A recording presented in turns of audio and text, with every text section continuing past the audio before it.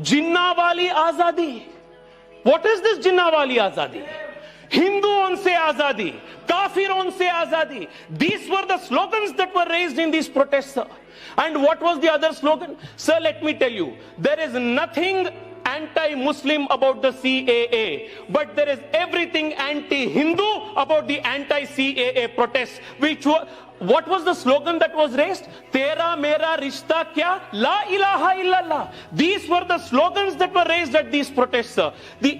And those who were slaying these slogans, those who were perpetrating this violence, were portrayed as victims by the intellectual jihadis who write for this ecosystem in the newspapers. And these people who raise these slogans of Tukde Tukde of Bharat, of Kafiron se Azadi, they were given an impression that they were victims of police brutality. And people called them Shiros. Shiros. This is how a narrative was built, sir. Sir, not just that. Look at how the international media plays this out. As if on cue.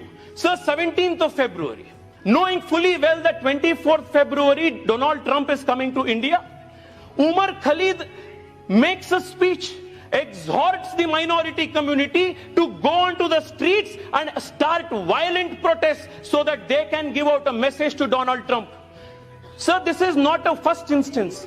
When in 2015, Barack Obama visited India, again there was a bogey of the church riots that happened again in Delhi. So the question must be asked, why only Delhi? Why only Delhi and not other places in the country? Sir, it is precisely because they want to defame the Prime Minister and the Honorable Home Minister under whom the Delhi Police Authority comes, sir. And that is the conspiracy behind it. Sir, Donald Trump comes here. International media starts spinning this news. And who is supporting this, sir?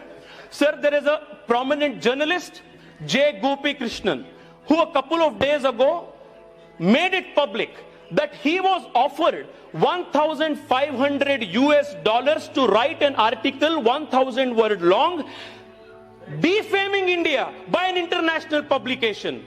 And immediately thereafter, sir, Bernie Sanders, who is a card-carrying socialist, also speaks against India.